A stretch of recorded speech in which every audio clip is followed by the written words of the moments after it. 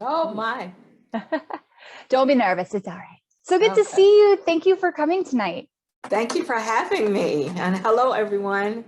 Made me hungry for ice cream. I know. Well, I mean, you started it. And I'm old school. If I'm not getting it from Cruz Creamery, I do Baskin and Robbins, chocolate and almond. So that's my favorite.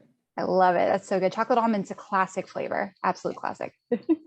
Well, Abby, I know we had a chance to speak with you back in November for Readers and Readas, but we're so excited to have you as our single guest this evening. So thank you, thank you, thank you.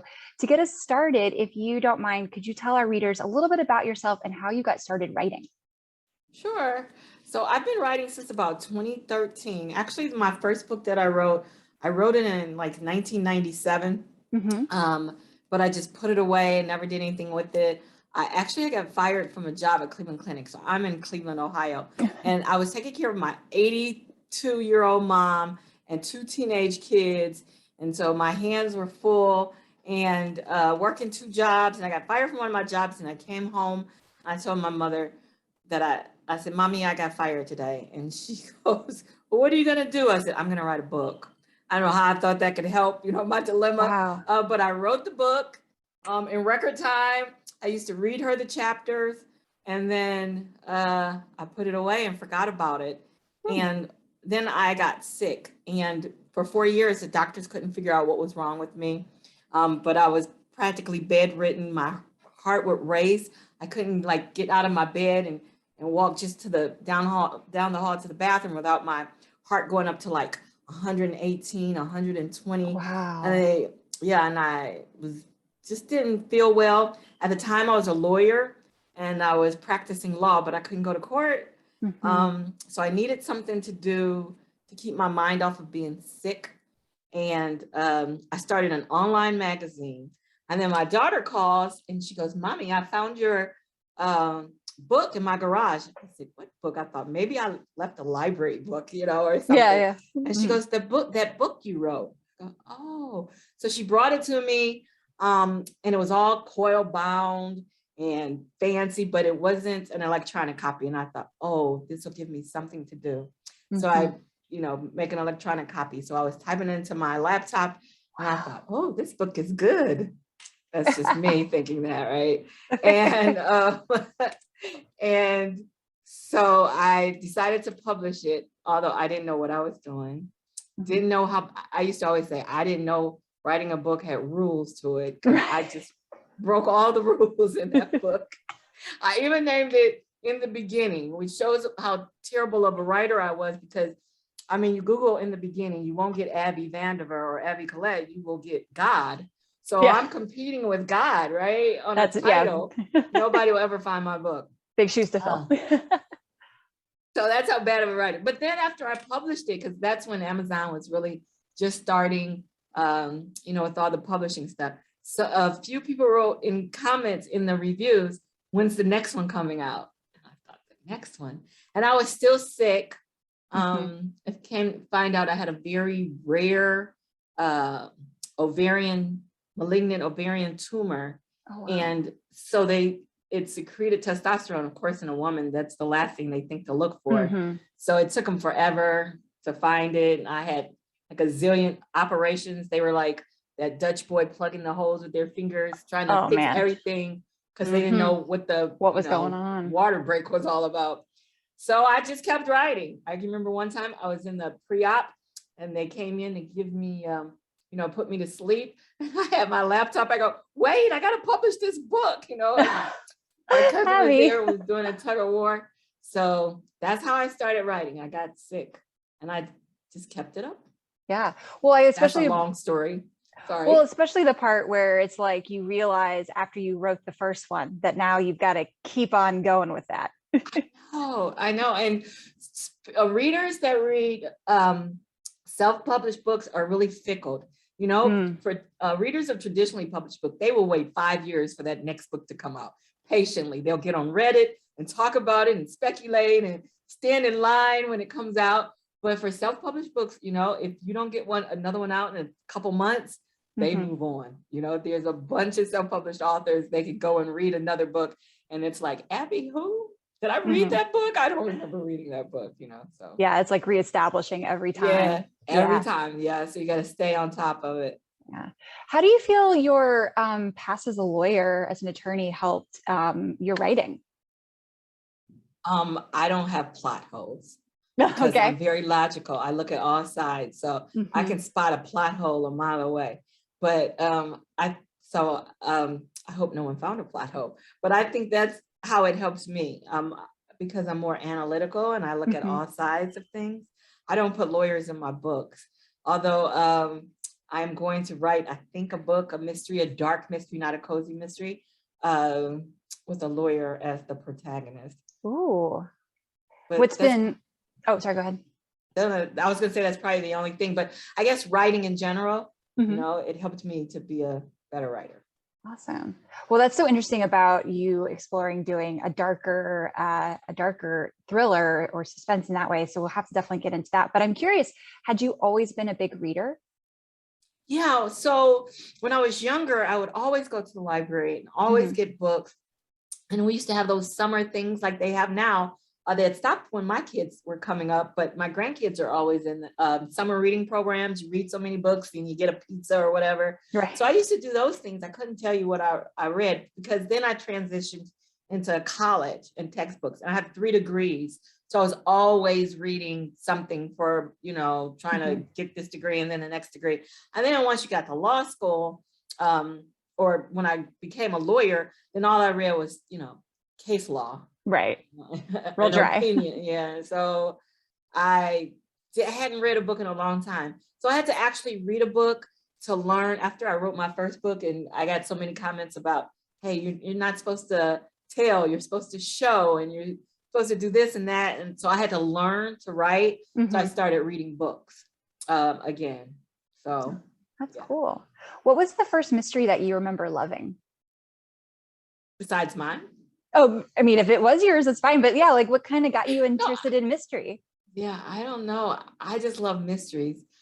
I couldn't tell you. I remember reading Beverly Cleary when I was younger. I kind of remember Wrinkle in Time, but other than that, I don't remember those books. I don't remember the books. I just would read them. And I don't know why I love mystery so much, but I just do. I think it's and that's probably why I became a lawyer. I like to find out things. I Google everything. I cannot watch a movie, read a book without Googling something that's in the book. So I'm just research oriented and detail oriented and analytical. And I think, you know, mysteries, I get to figure something out. And I love figuring things out. Well, and I think that I remember you were talking about it in November at Readers and Readas, but your writing process is like so incredible. Like we still talk about it. It comes up regularly. It's like one of our most, it's just so iconic. Can you tell readers who weren't there a little bit about your approach to writing your books? Oh my gosh, I don't know what I said, but I know I'm haphazard. Like here is a note that I just made for a book I'm writing now. It's on the back of a receipt. I love it. But, you know, so I write on the back of envelopes, on napkins. Like one time I was in the hospital and I got an idea. So I you know, they had brought my lunch tray and I started writing on a napkin. It was a big square napkin. And I wrote on the front of it down. I opened it up so it's long. And a friend of mine, another writer, called to see how I was doing. And I said, I've been writing. I don't feel, you know, well, they're not getting ready to release me. I said, and I'm writing on a napkin. She goes, oh my goodness. Couldn't they get you, you know, at the nurse's desk, they probably can get you paper. And I go, no, I still have the other side of the napkin and dinner's coming. So I got plenty of stuff to write on. Got lots of napkins. I got lots of napkins. And I write in notebooks and I write up the side of them and around the back. And then I write in spurts. Like I like a dialogue of something that I've heard. So I always put chapter next. I write chapter 1 and then everything else is chapter next because I don't know where it's going. Where it's going to go. When an idea pops into my head. I'm not one of those people that have to start at the beginning and go straight through it. You know, I write stuff and then I move it around and then I number the chapters. And then sometimes it's just pieces and I go, oh, I got to bridge these two pieces together, you know? So I tell everybody, don't write like I write. And then I can write a book in about 21 days. In about 3 weeks, I can write a book. Mm-hmm. if I know the book. So yeah, I don't. That's interesting. And I have music on, and sometimes, and I don't, some people tell me I can only listen to music, you know, instrumental. And I listen to music with words, I'm singing, and then I find myself writing that, you know, typing that into my, I go, oh, I got to type, hey baby, how you feeling? And you know, what do I do? But I'm a terrible writer. And then I wait, if my deadline is March 1st, I don't start writing like till February 8th. Something I go, I'm gonna write a book. Oh man, Abby, a woman after my own heart. That is so funny. So because you do publish so many books in the year, are you writing multiple at a time? Or is it really, like you just said, if you know the book, you can get it done really quickly? Are you writing one at a time? Yeah, no, I can only write one book at a time. And I teach classes. I tell people that they'll tell me, you know, I'm working on 2 or 3 books. No, you can't do that because you have to focus. And they say, well, I can't pick. I go, it'll pick for you.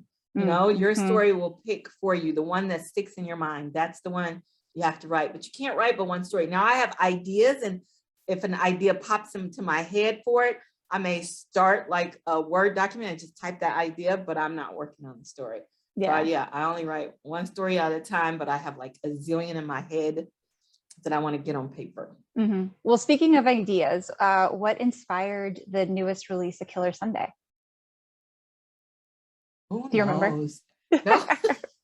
So I probably, because I got a publishing deal with Berkeley, you know. It was the paycheck. Yes, the paycheck. So they gave me a 3-book deal back in 2019.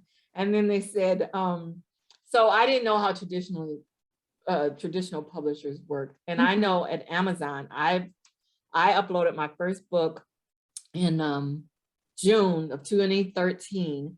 And you have to make, at that time, you had to have made $100 for them to pay you.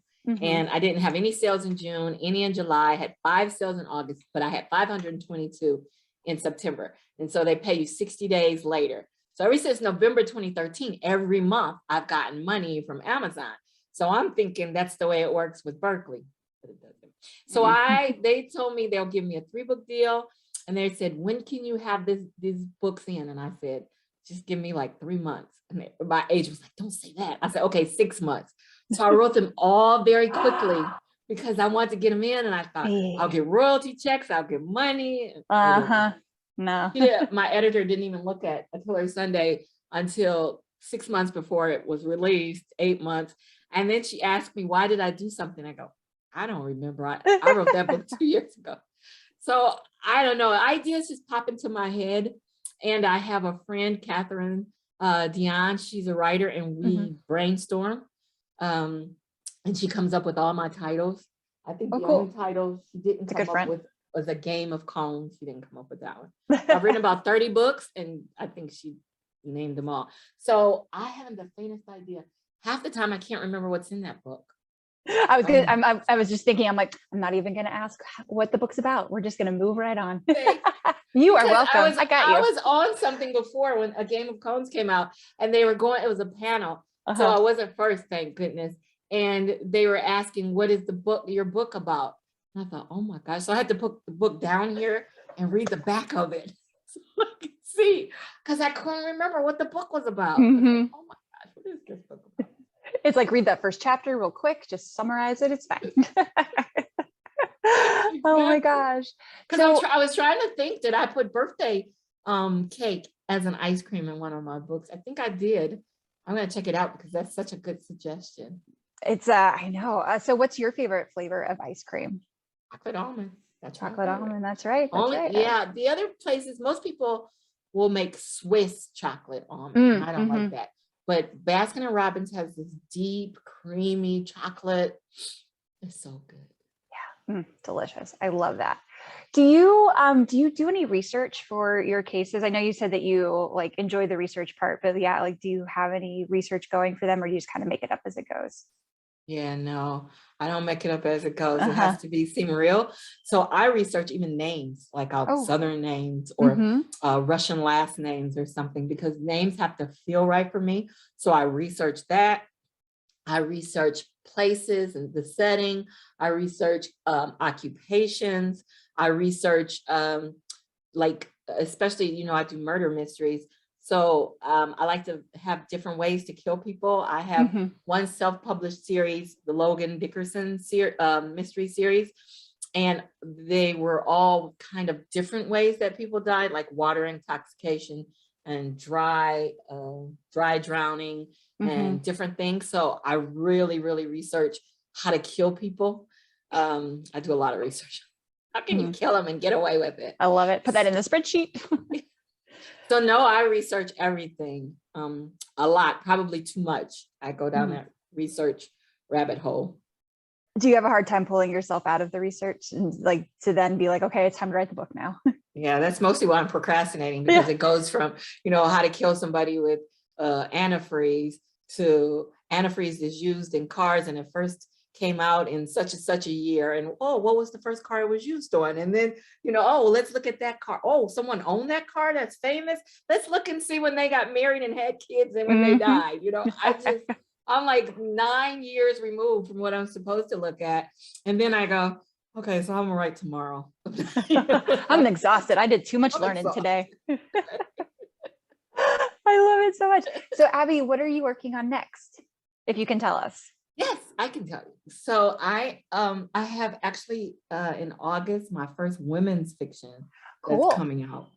It's called Where Wild Peaches Grow. It by Lake Union is publishing it, and I am trying to write a companion book to that. Hopefully, it's called The Other Side of Fire. I'm working on that, and I'm working on that dark mystery because I think maybe those would be my two women fiction. I do have a third idea for a women's fiction book in mind, but I want to do a darker mystery. Cozy mysteries, a lot of people don't even get cozy mysteries. I went to one book club and they were like, well, you know, it's not edgy or seed, and you know, we didn't like that there wasn't the drama in this. And I go, yeah, because cozy mysteries don't do that. Yeah. You know, so I would like to try to do that. So I have one in my mind that I actually sent to my agent a proposal, and she liked it. So we'll see about that. I love that. And I'm waiting to get word if this series will continue or not. So I don't know. Well, cool. Well, we have our fingers crossed for sure. Thank you. All right, so we're going to transition into our fresh facts section. These are just sort of fun, easy, breezy little questions. Answer them however you like. You ready? Okay. Okay. Yeah. What is your favorite genre to read? Mystery. Mystery. Okay. Great. And then what is a genre that you never want to read again? I don't know that I ever read it, but probably sci-fi or fantasy. Oh, okay. Good. All right. Let's see. What is your favorite time of day to write? Mornings. Mornings. Okay. What about I write all the time, but I'm going to say mornings because I'm a morning person. Do you start early in the day? Do you like get started right away? I've started writing at like 4 and 5 o'clock in the morning before. You know, I sit down at 8 o'clock sometimes to write, but that goes out the window. Sometimes I write at night. You know how haphazard I am about writing. So, but I think that I get more things done when I do it in the morning. Absolutely. When is your favorite time of day to read? Oh, to read, I like to read all day. I'm always reading something on my phone, something I read all the time. Okay, so what is a new hobby or practice that you've picked up recently, if you have?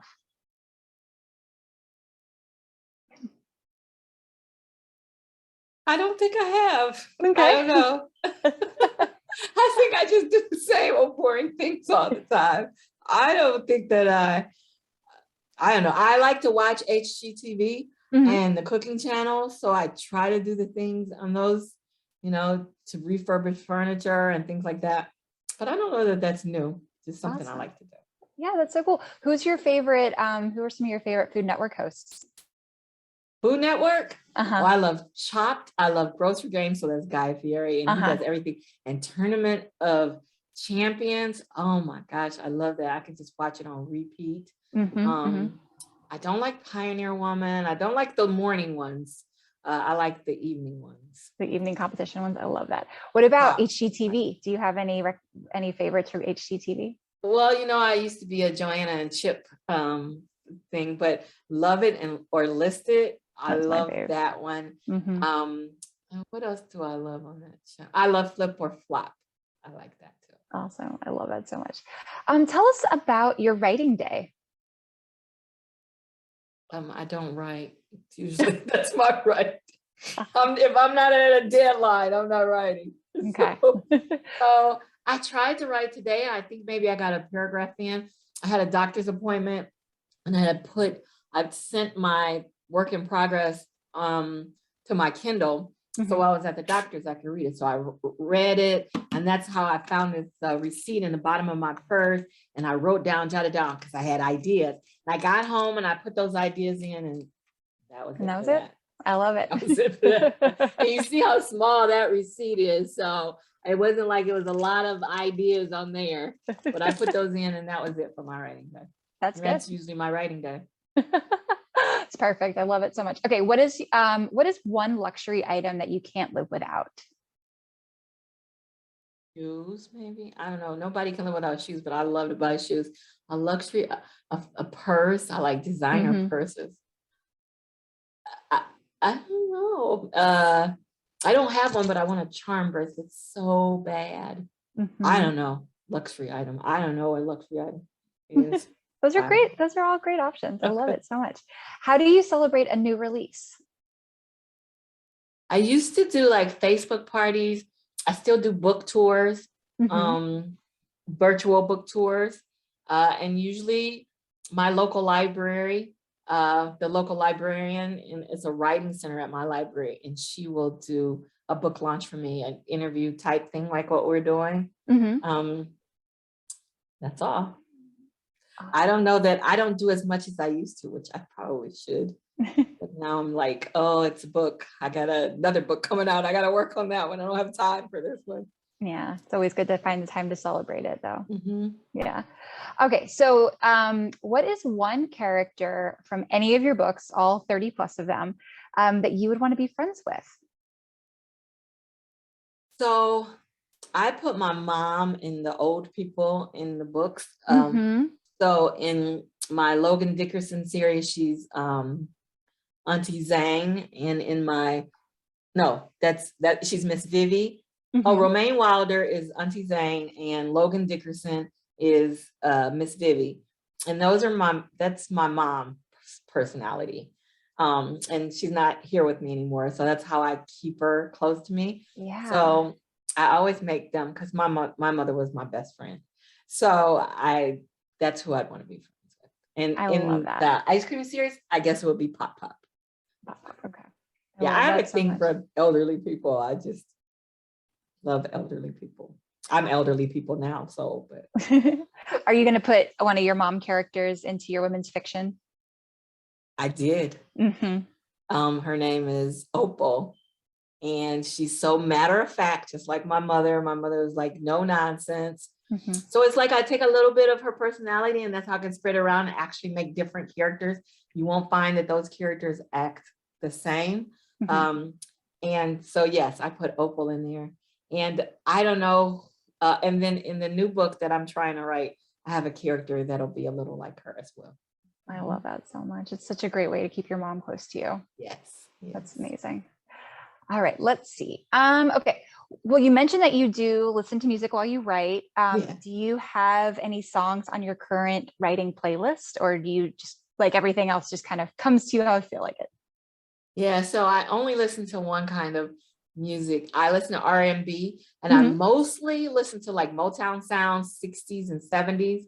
Every now and then, though, I'll play I was on a Whitney Houston thing one time. I was on a Luther Vandross, and I just played it repeat over and over, like his album or something. I was on a Dramatics kick one time. So sometimes I'll get on these kicks and then just play that one person over and over and over, that one group. But mostly I listen to Motown. So I'm doing all the Temptations and the Four Tops. That's what I'm singing. So you'll probably see Baby and Darling, especially in my Logan Dickerson. And that's why Auntie Zane says Kiddo and Darling, and because I was probably listening to that. To the Four Tops. Something. Oh man, I love it so much. It's great. Okay, so what is one of your favorite distractions while you're avoiding writing? It doesn't take much to distract. I can hear a bird singing outside. Oh, let's go look at the bird. Yeah, but I don't know that I have a favorite one because I'm always saying I should be writing. I should be writing. So I'll just do anything, you know, I'll decide I'm hungry. I'll decide I need to make my bed. Oh, I didn't make my bed, you know, so I stop writing for that. The phone will ring, you know, something. So I don't really have a favorite distraction because I'm sorry I'm distracted, but I'm distracted at the least little thing. I love it. Yeah. All right. So if you couldn't be a writer, what would you be? I'd flip houses. Flip houses. I love it. I guess I'd be a real estate mogul, I guess. Huh? That's so great. What is a motto that you live by? A motto that I live by? Oh, be kind. Be kind. And smile. Oh, good. I got both those things in lock. And I smile a lot, but people tell me I'm mean. But I think you should be nice to everyone. I try to be nice to everyone. People always say, "Oh, you're just so mean." Really? I don't think you're mean, but thank you. I was like, and I feel like I'm a good judge of persons, and I feel like you're a good, kind I'm going human. to tell them you said so. Please do. I think that they say that I'm mean, and I think I'm being honest. So I'm sort of like, you know, Miss Vivi and Suzanne. I'm like that, you know, I'm just going to tell you, but I'm being nice. I'm helping you. That's what I think. I agree. That's but lovely. I think people should be nice. I think you just shouldn't be mean to people and you should help people. My grandson does that to me because, you know, I like elderly people and I try to be nice. So we're driving down the street, he does this to me all the time. And he'll say, "Oh, Grammy, look at that old man," or, "Oh, look at that old woman." And I put my foot on the brakes. Where? What? Do they need help? What's wrong with them? And he just smiles. He goes, "I knew you'd stop." You're such a troll. Yes, I'm going to stop to help someone. Of course. And it's no one there. He's just getting me, you know. Yeah, he's just trolling you. Because he knows I'm nice. I'm gonna, especially as an old person, they may need help. They may need a ride. They may need food. I don't know. I need to stop and see. But one day he's gonna, you know, that calling wolf on that is gonna bite him in the butt. Yeah. Because I'm gonna put him out the car and make him walk the rest of the way home. Exactly. Like, you're the old person now. Walk home. What is the best book that you've read recently? Best book that I've read recently? Black Cake. Black Cake. And what's it about? It's about a woman who dies and she leaves a audio tape for her. I don't know if they still have tape recorders, but it was an audio of herself telling the story of her history. She had led a life different than, you know, her children knew previous to her being having the children. Completely different life, completely different name. So had her husband, a different name. And so it was them learning about her. It was just a good story. I love that. Awesome. All right. By So Charmaine Wilkerson. Great. So before I turn this over to our readers, how can readers stay in touch with you and find out more about you online? So that's my email address, Abby L. Vandiver, no period in there, at AOL.com. Write me. I don't mind.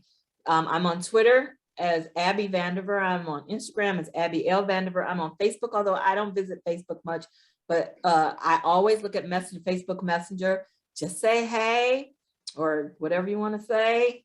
I'm always open to talking with people. And if I don't get right back to you, just nudge me again, because I'm probably somewhere off, distracted, not writing. And you can tell me, get to writing too, Abby. That would be very helpful and I very much appreciate it. Yeah, so I love talking to folks. As you can tell, I talk a lot. So find me, say hey.